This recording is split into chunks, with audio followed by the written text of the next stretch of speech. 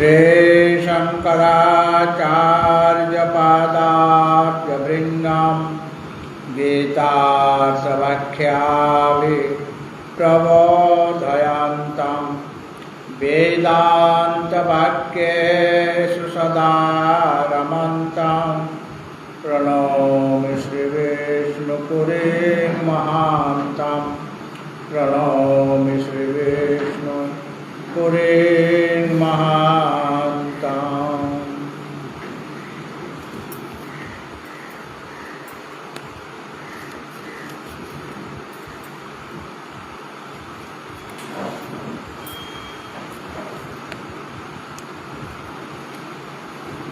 गीता प्रेमी भगवत भक्तजन एवं आवास जननीय सायंकालीन सत्रे आमादेर आलोच्य विषय श्रीमद् भगवत गीतार पंचदश अध्याय पुरुषोत्तम योग। तद्विषये आलोचना करार पूर्वे आमरा षोडश अध्याय थेके कয়েকটি শ্লোক পাঠ করব ৬ সংখ্যক থেকে 10 পর্যন্ত। ওম নমো ভগবতে বাসুদেবায়।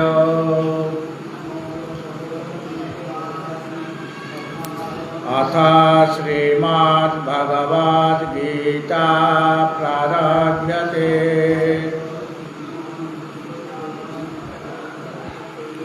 षोडशोऽध्याय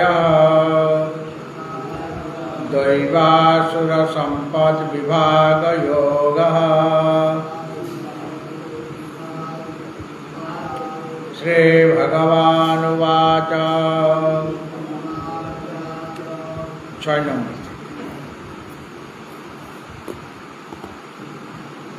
द्वौ भूतसर्गौ लोकेऽस्मिन् दैव आसुर एव च।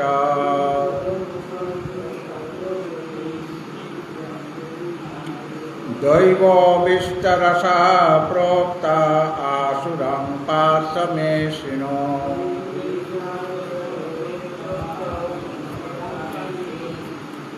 प्रवृत्तिं च निवृत्तिं च जनानां विदुरासुराः। न शौचं नापि चाचारो न सत्यं तेषु विद्यते।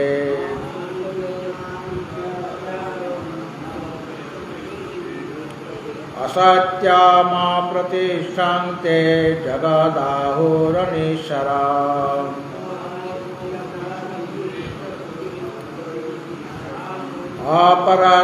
अपरस्परसम्भूतां किमन्या कामहैतुकाम्। एतां दृष्टिमवष्टभ्य नष्टात्मानोऽल्पबुद्धयः।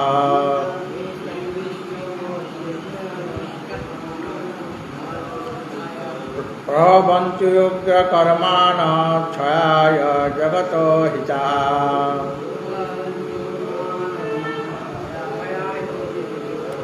काममाश्रित्य दुष्पूरं दम्भमानमदान्विताः।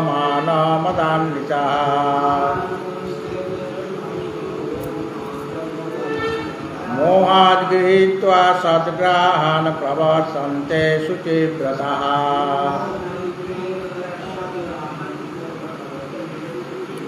मोहाद् गृहीत्वा सद्ग्राहान् प्रवर्तन्ते शुचिव्रताः।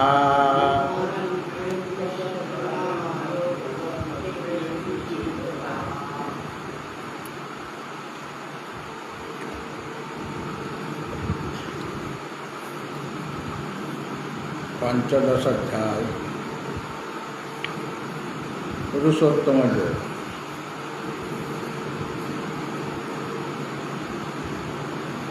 एक एवं दुईटा पुरो हयनि, एक नम्बर एक संख्यक श्लोक पूरा सम्पूर्ण हो गेছে।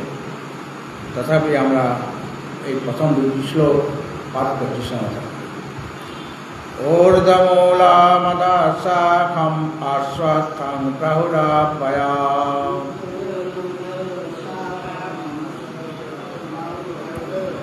छन्दांसि यस्य पर्णानि यस्तं वेद स वेदवित्।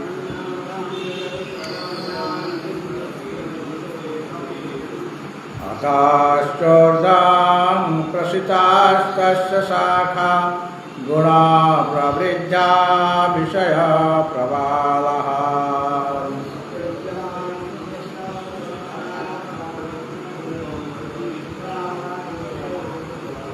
अथाश्च मूलान्यनुशान्ततानि कर्मानुबन्धीनि मनुष्यलोके।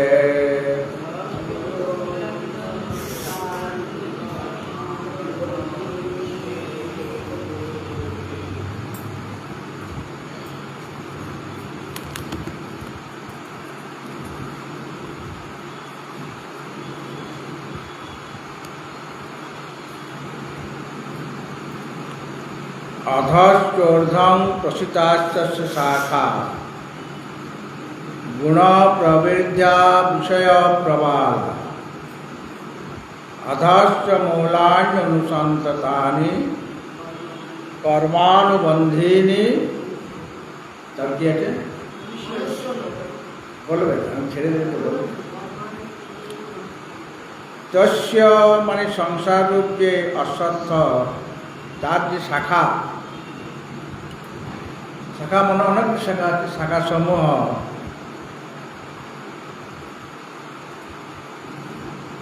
সেটা গুণ প্রবৃদ্ধা সত্য রজতম এই তিনটি গুণের দ্বারা ওই শাখাগুলি বর্ধিত। আর বিষয় প্রবালা, বিষয় হচ্ছে প্রবাল, এই পল্লব কচি পাতা। আর অধ মানে অধদেশে, ঊর্ধ্বম চ এবং ঊর্ধ্বদেশে প্রসিতা, সেগুলি বিস্তৃত হয়ে আছে, কিছু উপরের দিকে কিছু নিচের দিকে। অধ চ এবং নিম্নে মনুষ্যলোকে। অধশ্চ মূলানি অনুসন্ততানি কর্মানুবন্ধিনি মনুষ্যলোকে। মানে দুইটা অধ শব্দ আছে, শাখাগুলি কিছু অধ কিছু ঊর্ধ্ব। আর শেষের যে অধ শব্দ আছে তার অর্থ হল নিম্নে, মানে নিম্নে মনুষ্যলোকে মানে নরলোকে, এই মর্তধামে। কর্ম অনুবন্ধিনী পাপ পুণ্য জনক। কর্ম পাপ আর পুণ্য দুটো হতে পারে। পাপ পুণ্য জনক মূলানি মানে মূল সমূহ, অনুসন্ততানি মানে সেগুলি প্রসারিত হয়ে আছে। এটা বিস্তৃত অর্থ কিছুটা করা হয়েছিল, গুণ প্রবিদ্যা অবধি বলা হয়েছে। এখন পরবর্তী অংশ বলা হচ্ছে।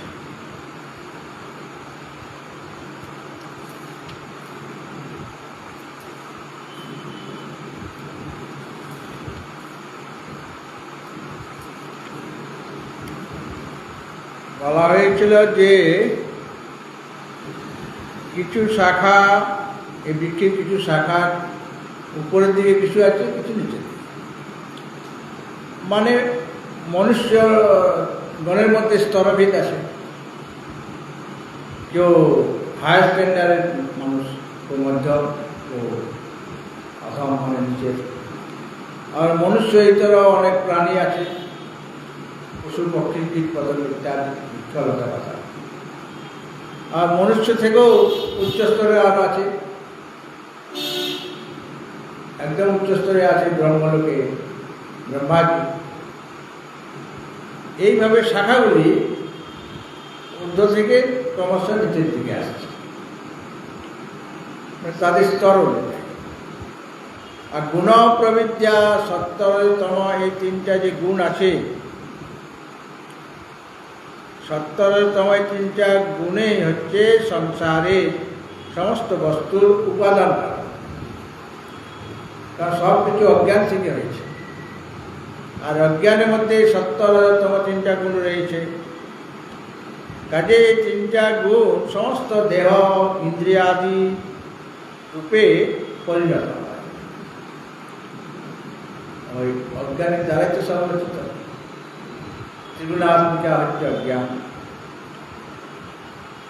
এবং জল সিঞ্চন করলে, গাছে জল দিলে যেমন ওই গাছটা বৃদ্ধিপ্রাপ্ত হয় বা অন্যান্য জিনিস, তার সার ইত্যাদি, তার পরিচর্যা করা, ঘাস থাকলে তুলে ফেলে দেওয়া, পরিচর্যা করতে হয়। তো গাছ লাগিয়ে দিলেই হবে না। বৃক্ষরোপণ মহোৎসব কিছুদিন আগে হয়েছে, তো বৃক্ষ তো লাগিয়ে দেওয়া হলো, তারপরেও দেখাশোনা কে করবে, দেখভাল কে করবে? একটি সন্তান তো উৎপন্ন হলো, কিন্তু সংসারের ওই সন্তানের তো দেখাশোনা করতে হয়। মা তার সেবা করবে, পিতা তার সেবা করবে, বা অন্যান্য যারা ওই সংসারের সদস্য রয়েছে তারা সেবা করবে। একজনের পক্ষে ছোট্ট শিশুকে সেবা করা সম্ভব, অনেকেরই দরকার। ঠিক সেরকমভাবে জল সিঞ্চন করলে যেমন বৃক্ষের শাখা বৃদ্ধিপ্রাপ্ত হয়, ঠিক সেইরকমভাবে উপাদান কারণরূপ এই যে তিনটা গুণ রয়েছে, সত্য, রজ এবং তম, এই তিনটা গুণের দ্বারা সংসার বৃক্ষের শাখা সেগুলি বর্ধিত হয়, অর্থাৎ স্থূলভাব প্রাপ্ত হয়। মানে গুণে আমাদের সংসারকে বাড়াচ্ছে, মানে শাখাগুলিকে বাড়াচ্ছে। তিনটা গুণের দ্বারা সংসার বৃক্ষের শাখা বর্ধিত হয়, মানে স্থূলভাব প্রাপ্ত। আর বিষয় আছে শব্দ, স্পর্শ, রূপ, রস, গন্ধ, সেইগুলিকে প্রবালের সাথে তুলনা করা হয়েছে। শাখাতে যেমন নতুন পল্লব হয়, কচি কচি পাতা, কিশলয়। আগে যখন ওই বর্ণ পরিচয় ইত্যাদি হয়েছে, রবীন্দ্রনাথ ঠাকুরের একটা বই ছিল কিশলয়, ছিল না? মানে কচি কাঁচাদের জন্য কিশলয়। তো সেইটা প্রবাল, মানে এখানে পল্লব, নতুন পাতা, সেটাকে পল্লব। এখনো আবার খুব নরম হয় না, ধীরে ধীরে সেটা বড় হবে এবং একটু শক্ত হবে। তো প্রথমে নবীন পল্লব দেখা যায়, ওটাকে কোপলও বলা হয়, মানে ছোট্ট পাতা হচ্ছে ওই শাখা থেকে। সেই ছোট্ট পল্লব অঙ্কুরিত হচ্ছে এবং যখনই অঙ্কুরিত হলো তখন মানে বিষয় আসছে আর কি। বিষয় মানে শব্দ, স্পর্শ, রূপ, রস, গন্ধ, এই পাঁচটা যে ভোগ্য বিষয়, যে ভোগ্য বিষয় হলো পাঁচটা: শব্দ, স্পর্শ, রূপ, রস আর গন্ধ। আমরা শব্দ শুনতে ভালোবাসি, যদি অনুকূল শব্দ হয়, আর প্রতিকূল শব্দ হলে সেটা আমাদের ভালো লাগে না। ভোরবেলায় আমার ঘুমটি খুব জমেছে, আর সেই সময় কাক বাবা যে এসে বলছে কা কা কা, ক্যা হ্যায় ক্যা হ্যায় ক্যা হ্যায়, এখন তো ভোর হয়ে গেছে, ওঠো, মানে এলার্ম দিচ্ছে আর তোমার, কিন্তু তোমার এখন উঠতে ইচ্ছা করছে না। তখন ওই কাকের ওই শব্দটাকে কর্কশ ধ্বনি বলে মনে হচ্ছে, কর্কশ ধ্বনি। তো কাকের আবার কর্কশ ধ্বনি আমরা মনে করি। কোকিলের কুহু রব, ময়ূরের কেকারব, বাঘ সিংহের গর্জন, সকলের শব্দ আলাদা আলাদা, মানুষের শব্দ আলাদা আলাদা।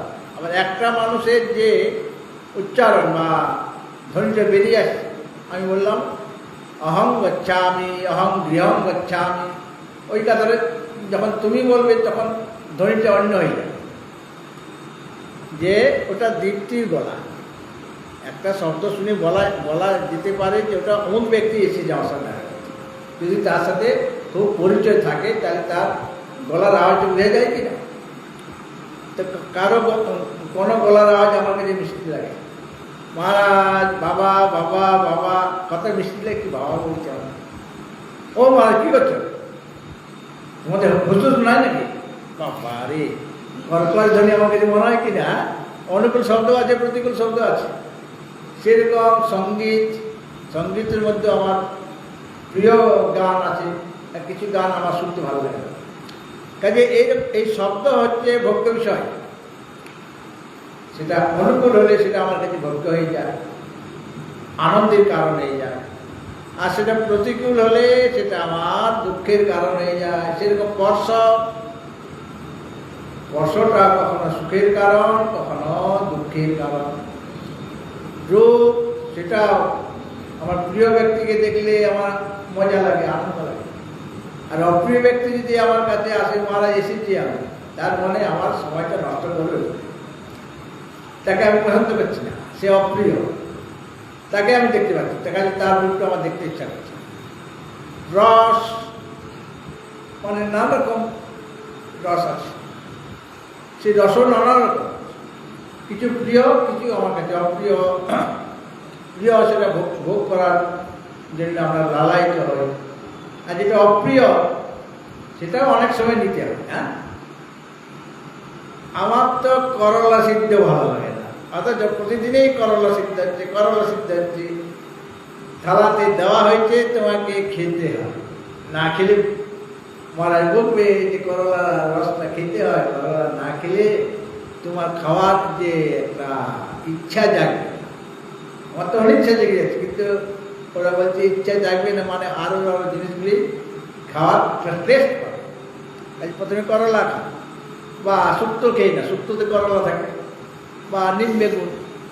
তো এইভাবে রস নানা রকমের, করলার রস, নিম পাতার রস তেতো, কিন্তু নিম পাতার রস আলাদা, আবার করলার রসটা আলাদা, আবার শিউলি পাতার রস সেটাও তেতো, কিন্তু সেটার স্বাদ তেতো হলেও সে তেতোর মধ্যে নানা রকম বিভাগ আছে। গন্ধ, সুগন্ধ আর দুর্গন্ধ আছে। সুগন্ধ নানা প্রকার, দুর্গন্ধ নানা প্রকার। তো এইগুলি হলো এই পাঁচটা যে বিষয়, শব্দ, স্পর্শ, রূপ, রস, গন্ধ, এই পাঁচটা যে ভোগ্য বিষয় সে তখন লাভ করে। অর্থাৎ শাখাতে যেমন নবীন পল্লব হয় আর কি, অঙ্কুরিত হয়, ঠিক সেরকমভাবে সংসারে আমাদের কাছে শব্দ, স্পর্শ, রূপ, রস আসছে, পল্লব রূপে আসছে। হ্যাঁ, সেই সংসার বৃক্ষের শাখার এগুলি হলো প্রবাল, মানে শব্দ, স্পর্শ, রূপ, রস। ওইগুলি পরে শক্ত হয়ে যায়, পাতা বড় পাতা হয়ে যায়। হ্যাঁ, অর্থাৎ আজকে আমি কেবল শব্দ পেলাম, স্পর্শ পেলাম, আর এইভাবে ভোগ করতে করতে তখন তো নরম ছিল, তখন আবার কঠিন হয়ে গেছে। হ্যাঁ, অর্থাৎ তখন তাতে আমরা খুব বেশি করে আসক্ত হয়ে যাব, শব্দ, স্পর্শ, রূপ, রস, গন্ধে আসক্ত। তো যত আমি আসক্ত হব তত আমার শাখা বাড়বে, মানে সংসার বৃক্ষের শাখাটা বাড়ছে, আমার আসক্তি আছে, তোমার আসক্তি আছে। এইভাবে সংসারের বৃক্ষের যে শাখা সেগুলো এইভাবে বর্ধিত হবে। এই যে আমাদের দেহ, শরীরটা আছে, ইন্দ্রিয়, পঞ্চজ্ঞানেন্দ্রিয়, পঞ্চকর্মেন্দ্রিয়, মন আছে, সমস্তই পূর্বজন্মের কর্মের ফল রূপে আমরা লাভ করছি। কেউ পুরুষ শরীর পেয়েছে, কেউ নারী শরীর পেয়েছে। আর পুরুষ শরীর পেলেও সে হয়তো জন্ম থেকেই রোগগ্রস্ত। হ্যাঁ, মানে একটা না একটা রোগ লেগে যাচ্ছে। কারো আবার সুস্থ শরীর, যা খায় সব হজম হয়ে যায়, এরকম শরীর তো আছে। কেউ বেশি সুখ পাচ্ছে, কারো দুঃখটা বেশি, এরকম আছে। কেউ গরিব হয়ে গিয়েছে, কেউ বা ধনী ব্যক্তি হয়েছে। সুতরাং এই যে শরীর, সেটা প্রারব্ধ কর্মের বশত আমাদের শরীরটা লাভ হয়েছে। কেননা আমাদের তিন প্রকারের কর্ম আছে, প্রারব্ধ কর্ম, ক্রিয়মান কর্ম আর সঞ্চিত কর্ম। ক্রিয়মান কর্ম মানে যে কর্মগুলি আমি করছি, আর সঞ্চিত মানে যেটা আগের থেকে সঞ্চিত হয়ে আছে। আর সঞ্চিত থেকেই কিছুটা অংশ প্রারব্ধ রূপে এসে আমাদের তিনটা জিনিস দেয়। সতীমূলে তৎ বিপাক জাত্যায়ুর ভোগা, যোগ দর্শনে বলা হয়েছে। আর প্রারব্ধ কর্মবশত আমাদের তিনটা জিনিস লাভ হয়, জন্ম, কীরকম শরীর আমার লাভ হবে, কোথায় জন্ম হবে, কীরকম শরীর, আমি মানুষ হব না পশু হব না পাখি হব না দেবতা হব, সব তো সকলের শরীর আলাদা আলাদা আছে। তো কীরকম শরীর লাভ হবে, বা ব্রাহ্মণ হব না ক্ষত্রিয় হব না বৈশ্য হব না শূদ্র হব, নারী হলে আমি ভক্তিমতী হব নাকি দুষ্ট প্রকৃতির হব, হ্যাঁ, সব আগের থেকে নির্ধারিত হয়ে আছে। সুতরাং জাতি মানে জন্ম, মানে শরীরটা, আর শরীরের সাথে আবার শরীরের মধ্যে যেটা আছে ওই পঞ্চজ্ঞানেন্দ্রিয় আছে, ষোলো শরীর ভিতরে শুক্র শরীর রূপে আছে, দেহ পঞ্চজ্ঞানেন্দ্রিয়, পঞ্চকর্মেন্দ্রিয়, পঞ্চপ্রাণ, মন বুদ্ধি। পঞ্চপ্রাণটাও ওই সূক্ষ্ম পঞ্চভূতের মিলিত রজ অংশ থেকে পঞ্চপ্রাণ হয়েছে। তো এইগুলি সব কর্মের ফল অনুসারে শরীর মানে স্থূল শরীর, সূক্ষ্ম শরীর, সূক্ষ্ম শরীরে জ্ঞানেন্দ্রিয় কর্মেন্দ্রিয় আছে, পঞ্চপ্রাণ বা বুদ্ধি।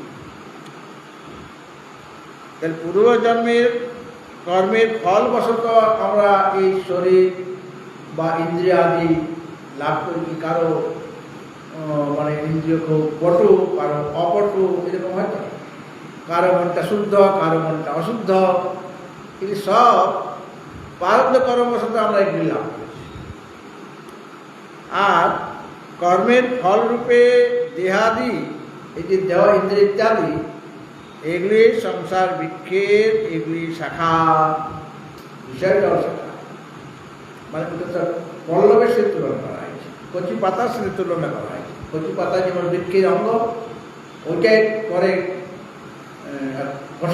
কঠিনতা লাভ করে কাঠিন্য হয়ে যাবে, মানে বড় হবে পাতাগুলি। তো দেহ ইন্দ্রিয়াদি যে শাখা, সেই শাখা থেকে শব্দাদি বিষয়, মানে ওই যে বিষয়টা হলো শব্দাদি বিষয়, শব্দাদি বিষয় সেটা কচি পাতার মতো অঙ্কুরিত হয়। প্রথমে আমার মনের মধ্যে ওগুলি অঙ্কুরিত হয়, আসে। ধ্যেয়তু বিষয়ান পুংস সঙ্গস্তেষু উপজায়তে, সঙ্গাৎ সঞ্জায়তে কাম, কামাৎ ক্রোধো বিজায়তে, ক্রোধাৎ ভবতি সম্মোহ, সম্মোহ স্মৃতি বিভ্রম, স্মৃতি ভ্রংসাৎ বুদ্ধিনাশো, বুদ্ধিনাশাৎ প্রমাশ। তো বিষয়গুলি আসলে আমাদের বন্ধন করে না, তার স্বভাব বন্ধন করা নয়, কিন্তু সেই বিষয়গুলি যে আমি আসক্ত হয়ে যাই। কেন? এই বিষয়গুলি তো সব ভগবানের সৃষ্টি, সব তো যেমন মানুষ সৃষ্টি করেছেন, পশু পক্ষী সৃষ্টি করেছেন, সেরকম বিষয়গুলিও তিনিই সৃষ্টি করেছেন। তো ওইগুলি আমাদের প্রকৃতপক্ষে বন্ধনের কারণ নয়। বন্ধন কখন হবে, কখন আমাদের বন্ধন করবে, যদি সেই বিষয়ে আমরা আসক্ত হয়ে যাই। তো প্রথমে অঙ্কুরের মতো সেগুলি আমাদের মনের মধ্যে আসে, তবে ধীরে ধীরে যত তার চিন্তা করব, বিষয়ে চিন্তন করব, তত সেগুলি বড় হতে থাকবে। বিষয় আমার কাছে জাকিয়ে বসবে, বিষয় ছাড়া আমি থাকতে পারছি না, মানে ভোগ ছাড়া আমি থাকতে পারছি না। কাজে এই শব্দাদি বিষয়রূপ যে পল্লব বা কচি পাতা, অঙ্কুর, সেটা হলো এই সংসার বৃক্ষের শাখা, মানে শাখার একটা অঙ্গ। কেননা শাখা থেকে কচি কচি পাতা প্রথমে উৎপন্ন হয়, তারপরে সেগুলি বড় হয়। তো এইভাবে প্রথমে বিষয়, শব্দাদি বিষয় সে ইয়ের মতো পল্লবের মতো অঙ্কুরিত হচ্ছে, আর পরে ওইগুলি আবার বড় হচ্ছে, মানে আরও বেশি করে আমরা শব্দাদি বিষয়ে আসক্ত হয়ে যাচ্ছি। এইভাবে সংসার বৃক্ষের শাখা হলো এই পল্লব।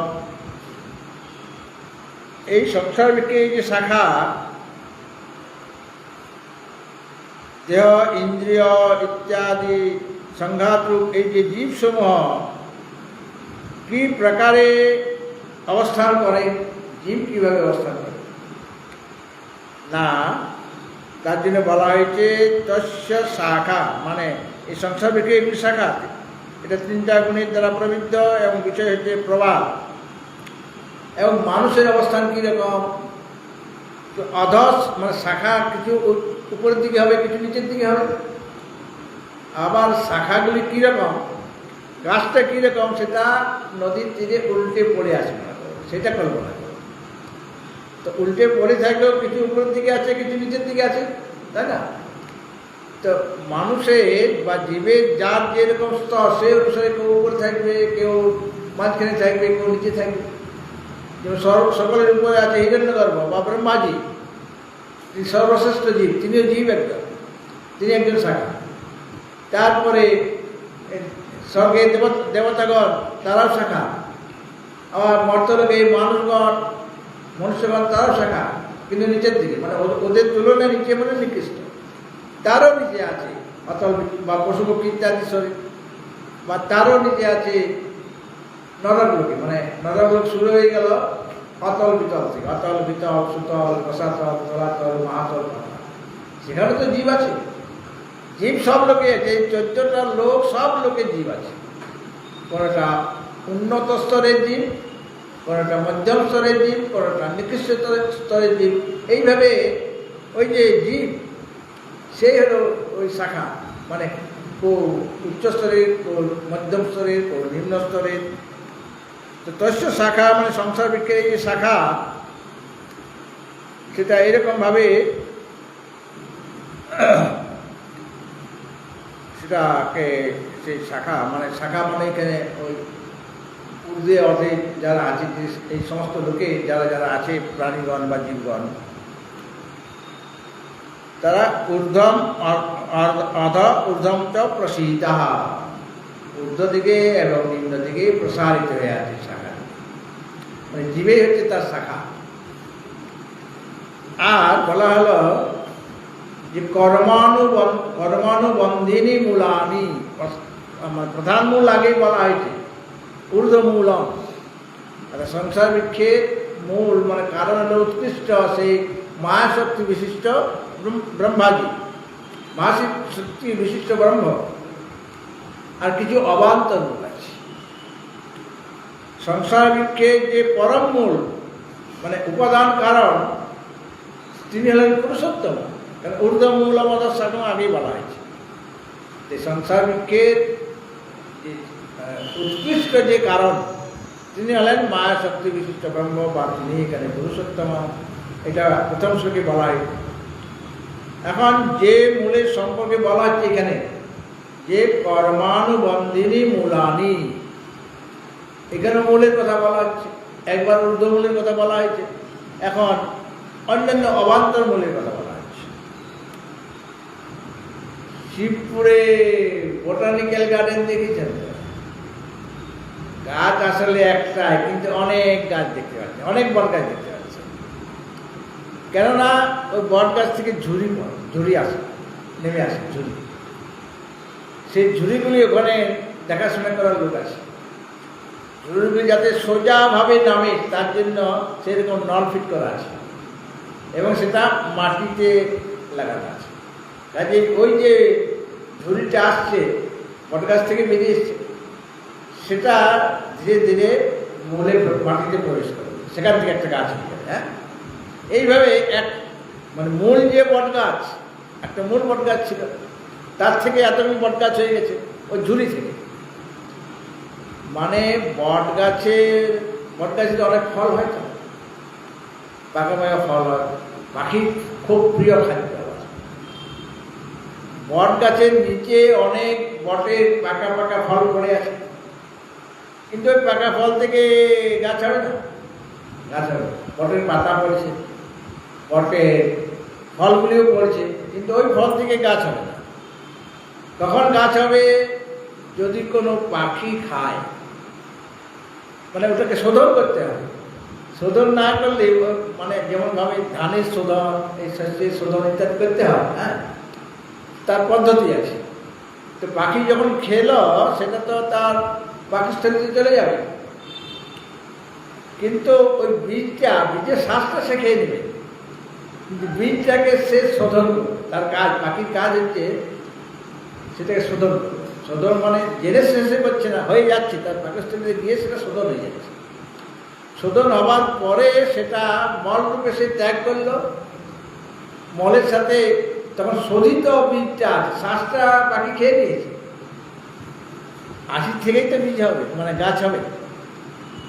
আমি যদি শ্বাস ফেলে দিই, আমি আমটা খেলাম না, আশিটা আমি রেখে দিলাম আর শ্বাসটা আমি মাটিতে ফেললাম, শ্বাস থেকে কি গাছ হবে? আশিটা যদি মাটিতে পড়ে গাছ হয়ে যাবে। তাকে সদর আলাদাভাবে করতে হবে না, আমের আঠি বা জামের আঠি, মানে বীজটা। কিন্তু ওই বটের বীজটা শোধন না হলে ওটা থেকে আর নতুন আরেকটা বৃক্ষ উৎপাদন হবে, শোধন হবে। আর শোধন হওয়ার পর যেখানে সেটা পড়বে, এত তার তেজ। বীজটা ছোট্ট, বটের বীজটা বড়, তার ভিতরে অনেকগুলি বীজ আছে ছোট ছোট।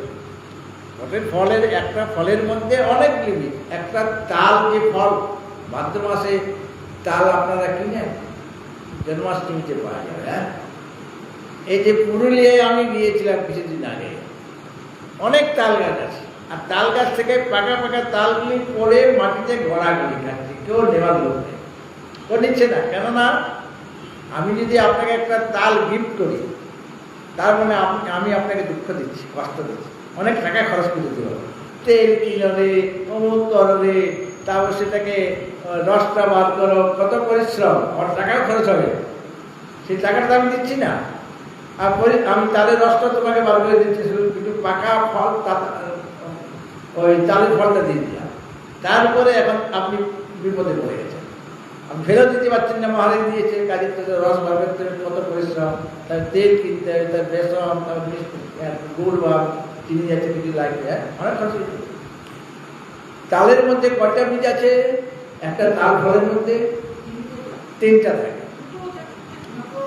2টো থাকে, মোটামুটি একাধিক থাকে। হ্যাঁ, 3টা থেকে গাছ হবে। যদি মাটিতে পড়ে যায় তাহলে 3টা থেকেই গাছ হবে, 3টা বীজ থাকে। এবং মায়েরা কী করতো, ওই যে তালের যে আঠিটা, অনেক জন্মাষ্টমীতে তালের পড়া, তালের পিঠা। আবার আগরতলায় গিয়েছিলাম কত বছর, বলে মহারাজ আজকে একটা মানে অন্য ধরনের পায়েস খাবেন আপনি। বলে কী রকম পায়েস? পায়েস বলে এটা দুধের পায়েস না, কিন্তু পায়েস। জানান, বলতে দেন। আপনি জানেন তালের পায়েস খেয়েছেন? বাঙাল বলেন, বাঙাল দেশের লোক তালের পায়েস খেয়েছেন কি? আমি বলছি প্রসেসটা। তালের রসটা বার করা হলো, বার করে সেই রসের মধ্যে, ওটার মধ্যে আরো জল ভাজি দেবে, সেই রসের মধ্যে চালটা সিদ্ধ হবে এবং উপযুক্ত মিষ্টি বা গুড় ইত্যাদি দেওয়া হবে। তাহলে ওটার যে ওই এরকম পায়েস খেয়েছেন, যেটা আমি বললাম, তালের রসের মধ্যে চালটা সিদ্ধ হবে, কোনো দুধ নাই, কিছু নাই। আর ওটা এত সুস্বাদু হবে যে আমি বললাম আবার কবে করবেন, সেদিনে আমাকে নিমন্ত্রণ করবেন।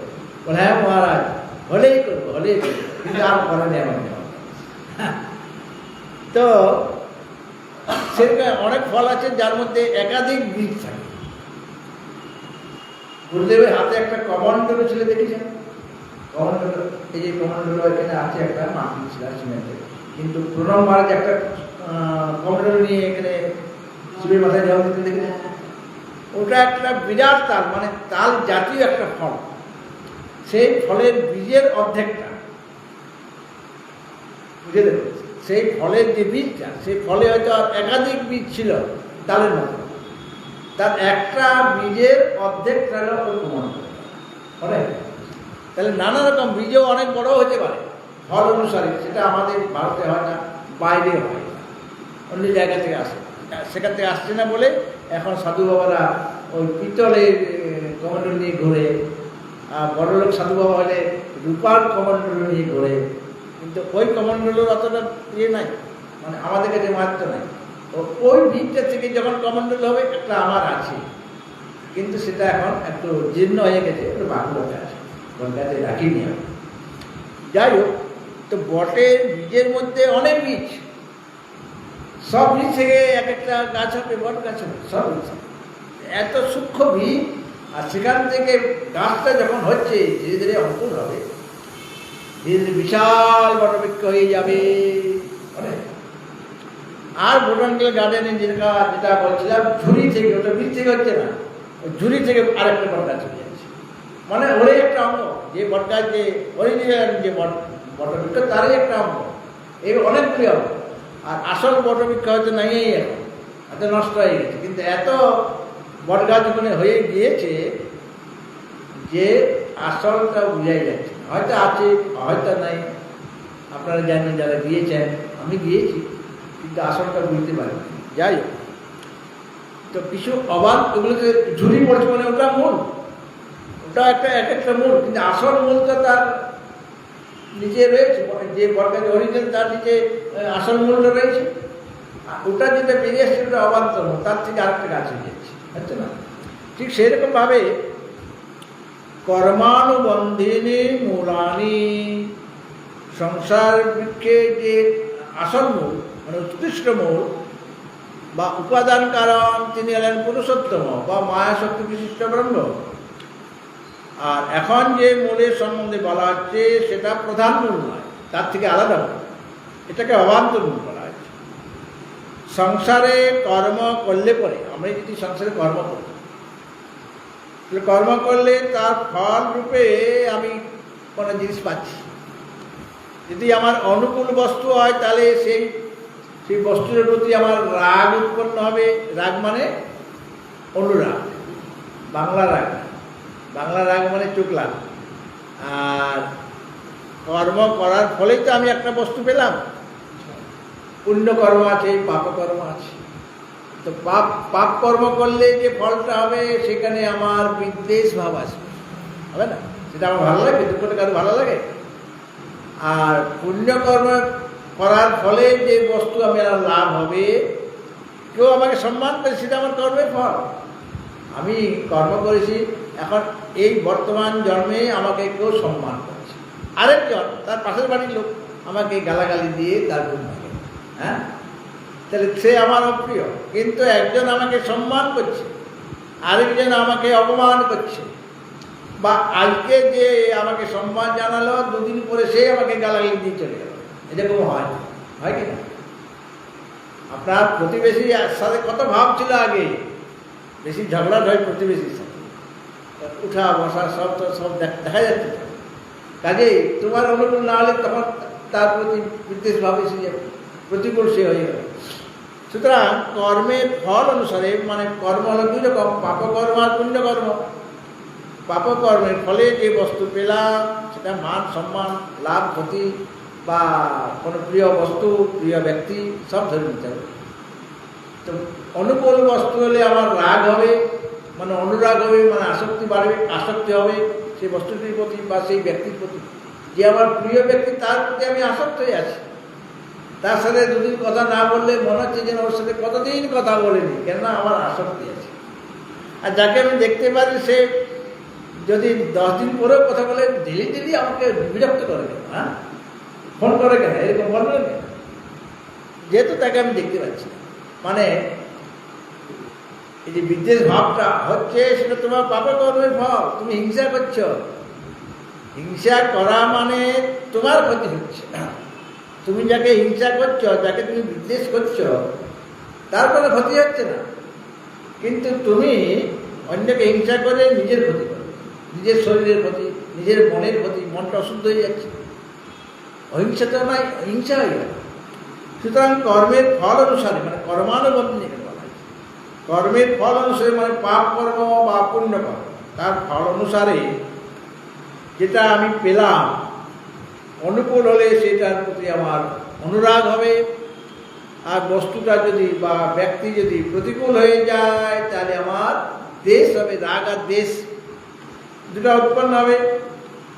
এবং মূলের মতোই শিকড় যাবে, মূলের মতোই এই যে ধর্ম আর অধর্ম, ধর্ম হলো পুণ্যকর্ম আর অধর্মটা কি পাপ। পুণ্যকর্মকেই ধর্ম বলে আর পাপকর্মকে বলছে অধর্ম। ধর্ম আচরণ করতে হয় আর অধর্মটা ত্যাগ করতে হয়, কিন্তু অনেক সময় আমাদের হয় না। আমাদের জীবনে কখনো ধর্মও করেছি, কখনো অধর্মও করেছি। জ্ঞাতসারে অধর্ম হয়েছে অথবা অজ্ঞাতসারে অধর্ম হয়ে গেছে, এটা মানুষের স্বভাব। কোনো সময় সে অন্যায় কাজও করবে, সে জানে এটা অন্যায় কাজ। জানা আমি ধর্মাং নচমে প্রবৃত্তি, মহাভারত আছে। জানা আমি ধর্মাং নচমে প্রবৃত্তি, জানা আমি অধর্মং নচমে নিবৃত্তি, কেনাপি দেবে নির্দিষ্টিতেন যথা নিযুক্ত স্মি তথা করো। জানা আমি ধর্ম, ধর্মের স্বরূপ আমি জানি এবং ধর্মের ফল যে সুখ সেটা আমি জানি, কিন্তু নচমে প্রবৃত্তি ধর্ম আচরণ করতে আমার প্রবৃত্তি জাগছে না অত সহজে। আর জানা আমি অধর্ম, অধর্ম স্বরূপ আমি জানি, তার ফলটা যে দুঃখ সেটা আমি জানি, কিন্তু অধর্ম থেকে আমি নিমিত্ত হতে পারছি। বলছে এটা কেন হচ্ছে তোমার? জেনে শুনে ধর্মের প্রবৃত্তি হচ্ছে না কেন, বা অধর্ম থেকে নিবৃত্তি হয়ে যাচ্ছে না কেন? কেনাপি দেবের হৃদিস্থিতে ন, এটা দুর্যোধনও বলেছিলেন, আর পাণ্ডবের মধ্যে যুধিষ্ঠির মহারাজ বলছেন। যখন যুধিষ্ঠির মহারাজ বলছেন তখন তার অর্থ হল কেনাপি দেবের হৃদিস্থিতে ন, কোনো একজন দেবতা আমার হৃদয়ের মধ্যে স্থিত হয়ে আছেন, তিনি যেভাবে চালাচ্ছেন সেইভাবে আমি চলছি, গোবিন্দ রয়েছে। আর দুর্যোধন যখন বলবেন তখন কেনাপি দেবের হৃদিস্থিতে ন, কোনো একজন দুষ্ট দেবতা, মানে কাম ক্রোধ ইত্যাদি আমার এখানে হৃদয়ে রয়েছে, লোভ আছে, কাম ক্রোধ লোভ মোহ মদ মাশ্চর্য রয়েছে, তারা যেমনভাবে আমাকে চালনা করছে সেইভাবে আমি চলছি। শ্লোক একই, কিন্তু যখন যুধিষ্ঠির মহারাজ বলছেন তখন অর্থটা অন্যরকম। গোবিন্দ তুমি আমার হৃদয়ে বসে আছো বলে তুমি যেমনভাবে চালাচ্ছ সেইভাবে চলছি। ঈশ্বর সর্বভূতানা হৃদেশে গুণতিষ্ঠতি ব্রাহ্মণ সর্বভূতানি যন্ত্রাদি। সুতরাং ওই কর্ম আমাদের করতে, কেন অজ্ঞান যতদিন আছে ততদিন কর্ম হবে। অবিদ্যা থাকলে কামনা বাসনা মনে জাগবে, আর কামনা বাসনা থাকলে সেই কামনা বাসনা পূর্ণ করার জন্য আমাকে কর্ম করতে হবে। আর কামনা বাসনা পূর্ণ করার জন্য দুইটা উপায়, ন্যায় পথে আর অন্যায় পথে। অন্যায় পথে যদি করো তো জেলে ঢুলো, ন্যায় পথে যদি করো তো মুখ্যমন্ত্রী হয়ে যাও, হ্যাঁ, মানে ভালো হয়ে থাকো, আনন্দ পাবে, সব জায়গায় একই নিয়ম। তো এই যে এই ধর্ম আর অধর্ম, সেটাতে আমি ধর্মের বিরুদ্ধ হতে পারছি না বা অধর্ম থেকে নিবৃত্ত হতে পারছি না, কিন্তু ভক্তরা অনেক ধর্মাচরণ করেন, তারা শক্তিশালী, তারা অধর্ম থেকে নিজেকে বাঁচাতে চান, ভগবানের কৃপায় গুরু কৃপায় তারা নিজেকে রক্ষা করতে চান। এইভাবে ধর্ম আর অধর্ম ফলরূপে তাদের কি লাভ হয় না, ওই বিষয়গুলি ভোগ্য বিষয়, এবং তাতে তার রাগ হয়, কোনো সময় রাগ অনুরাগ হয়, আবার কোথাও কোথাও তার বিদ্বেষ ভাব আসে। তো এই যে জীব, সে ওই অবিদ্যার জন্য কামনা জাগে, তার বাসনা জাগে, আর তার মধ্যে বাসনার সংস্কার থেকে যায়। হ্যাঁ, পূর্ব জন্মে যে সমস্ত কর্ম করেছি, পাপ কর্ম বা পুণ্য কর্ম, তার সংস্কার হয়েছে, সেটা নষ্ট হয়ে যায়নি, কেননা কর্মের ফল ভোগ না করে রেহাই নেই। কর্ম যেটা করেছ সেটা তোমাকে ফল অবশ্যই ভোগ করতে হবে। সুতরাং ওই যে জীব, সে কী করছে না, বাসনা সংস্কারের দ্বারা প্রেরিত হয়ে, যেমন যেমন তার পূর্বজন্মে করেছেন, কেউ ধর্মাচরণ করছেন, বা সেই ব্যক্তি কোনো সময় অধর্ম আচরণ করছেন, বা কেউ কেবল ধর্ম আচরণ করার চেষ্টা করছেন, কিন্তু মনুষ্য জীবনে দুটাই, উভয় রকমই কর্ম।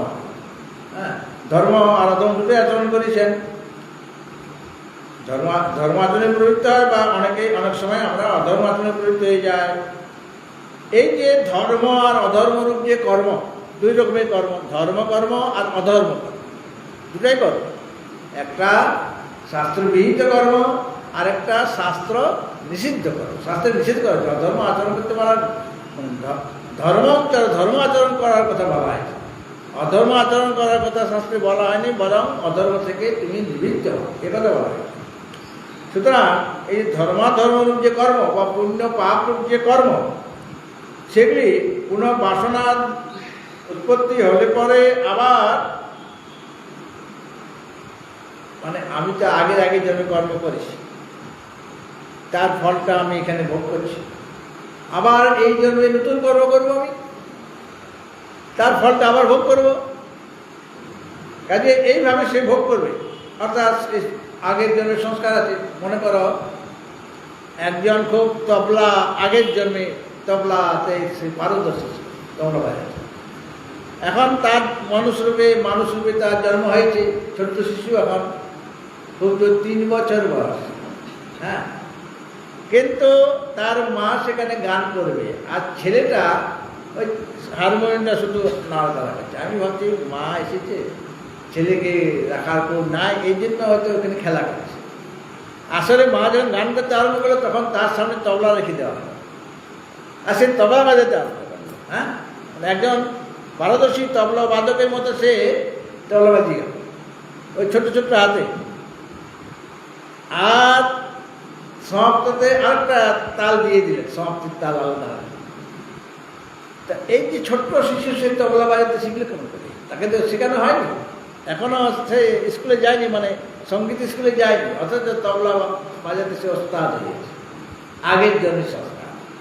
কাজে আগের জন্মের আমাদের যে কামনা বাসনা ছিল তার সংস্কার এই জন্ম আসছে, সেই অনুসারে আবার আমাদের কর্ম হবে, আবার তার ফল ভোগ করতে হবে। এইভাবে ওই রাগ দেশাদি বাসনা আবার উৎপন্ন হবে। এইগুলোকে বলা হচ্ছে রাগ দেশাদি বাসনা। এটা হলো কর্মের অবান্তরভাবে, অর্থাৎ পূর্বে বা পরে আসবে, এইগুলি অনুবন্ধিনী বলা হয়েছে। মানে এইগুলি রাগ দেশ তার এসে যায়, অর্থাৎ পুণ্য পাপ কর্ম যার অনুবন্ধ, ধর্ম আর অধর্ম, পুণ্য আর পাপ, ধর্ম আর অধর্ম, এগুলি যার অনুবন্ধ, অর্থাৎ পিছে পিছে আসে, পিছে আসে। মানে ওই কর্ম করলে তার ফলটা আসবে কিনা, ফলটা হলো তার রাগ দেশ উৎপন্ন হয়ে যায়। সেই বস্তুটা পেলে তার অনুকূল পেলে রাগ, আর প্রতিকূল হয়ে গেলে বিদ্বেষ ভাব আসবে।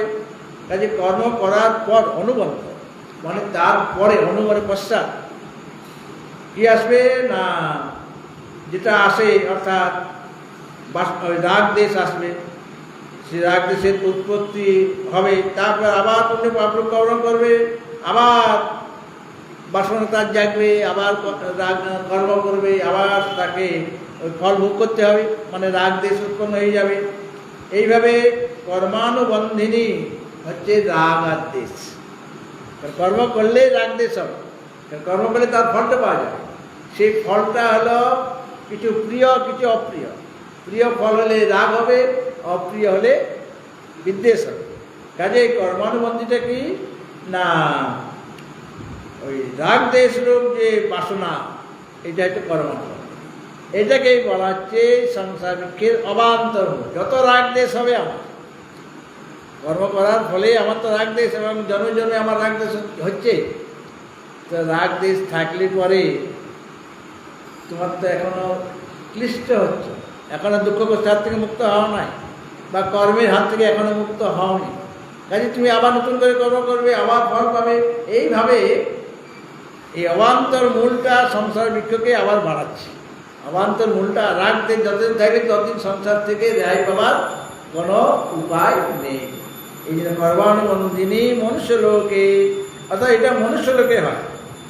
মনুষ্য লোকে অধস্য অনুসন্ততানি, অর্থাৎ মনুষ্যই হচ্ছে লোক। মনুষ্য লোকে মানে মনুষ্যই হচ্ছে লোক, যেমন আত্মলোক, আত্মাই লোক। মনুষ্য লোক মানে মনুষ্যই হচ্ছে লোক। এই অর্থে মনুষ্য লোকে, অর্থাৎ মানুষেই ধর্ম অধর্ম করে। একটা পশু পাখি সে মানে তার ধর্ম অধর্ম বলে কিছু নেই। সে যদি একটা সিংহ যদি অনেক কিছু মানে মানুষ মেরে খায়, তাহলে তার পাপ লাগবে না বা পুণ্য হবে না, কিছুই হবে না। কিন্তু মানুষের মধ্যে এটা হয়ে যাবে, তার ধর্ম অধর্ম হবে। সে যদি কাউকে আঘাত করে, কাউকে মেরে ফেলে, তার শাস্তি পেতে হয় কিনা। এই জন্য মনুষ্য লোকে মানে মনুষ্য লোক বলতে মানুষকে বোঝাচ্ছে। সে মানুষের ধর্ম এবং অধর্ম বা হিত এবং অহিত যে কর্ম করার মতো তার বিচার সে করতে পারে, মানুষ অন্যের পারে না। এই জন্য বিধেয় বিশেষ রূপে মনুষ্য লোকে শব্দের প্রয়োগ হল যে মানুষের ধর্ম এবং অধর্ম বিচারপূর্বক করে। ধর্ম আচরণ করছেন, কখনো লোভে পড়ে অধর্ম আচরণ করছেন, অন্যায় আচরণ করছেন, তার ফলে তার ভোগ করছে। এইভাবে রাগ দেশ তার থেকে যায়, আর থেকে যাওয়াতে ওই অবান্তর মূলগুলি আরও পরিপুষ্ট হবে, মানে সংসারকে আরও ভালোভাবে বাড়বে। সংসারের হাত থেকে কোনোভাবেই তুমি মুক্তি লাভ করতে পারবে। ভগবান ভক্তজন দ্বিতীয় সংখ্যক যে শ্লোক, সেই শ্লোকের ব্যাখ্যা সমাপ্ত লাগছে। এখন प्रशांत चैटर्जी महाशय একটি ভজন পরিবেশন